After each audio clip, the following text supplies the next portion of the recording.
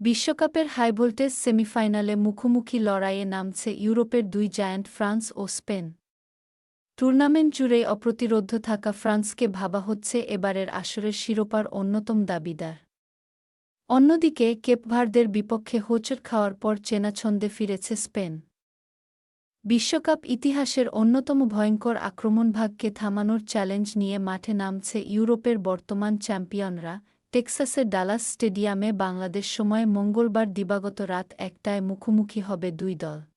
টুর্নামেন্টের অন্যতম দুই সেরা দলের এই লড়াইকে অনেকেই ফাইনালের আগেই ফাইনাল বলে অভিহিত করেছেন। দুদলের ফুটবল দর্শনে রয়েছে দারুণ বৈপরীত্য। ফ্রান্স দ্রুতগতির কাউন্টার অ্যাটাকে পারদর্শী, আর স্প্যানিশরা বল পজেশন ও নিয়ন্ত্রিত ফুটবলে বিশ্বাসী। শেষ চারের আগে কঠিন পরীক্ষার মুখে পড়তে হয়নি ফ্রান্সকে। তাদের অলস্টার আক্রমণভাগের নেতৃত্ব দিচ্ছেন অধিনায়ক কিলিয়ান এমবাপে। ইতোমধ্যে ৬ ম্যাচে ৮ গোল করে গোল্ডেন বুটের দৌড়ে বেশ ভালোভাবেই রয়েছেন।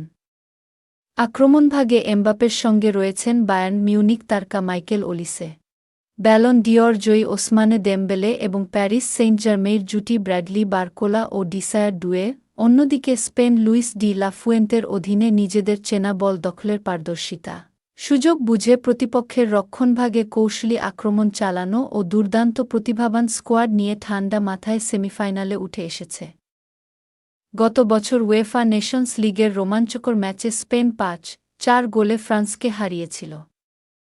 এর আগে ইউরো ২০২৪-এর সেমিফাইনালেও ২-১ ব্যবধানে জিতে পড়ে শিরোপা জয় করে তারা। এদিকে বিশ্বকাপ ইতিহাসে টানা তৃতীয় সেমিফাইনাল নিশ্চিত করেছে ফ্রান্স।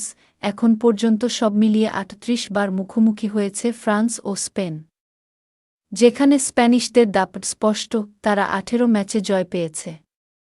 বিপরীতে ফ্রান্সের জয় ১৩টিতে এবং বাকি ৭ ম্যাচ ড্র হয়েছে।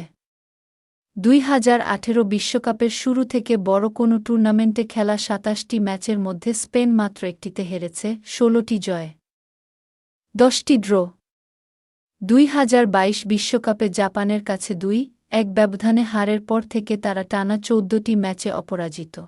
এ সময়ে তারা মাত্র ৫টি গোল হজম করেছে এবং কোনো ম্যাচেই একটির বেশি গোল খায়নি, ৯টি ম্যাচে কোনো গোলই হজম করেনি। মাঝমাঠ ও রক্ষণে তাদের নিয়ন্ত্রণের চিত্রই ফুটে উঠছে জোরালোভাবে।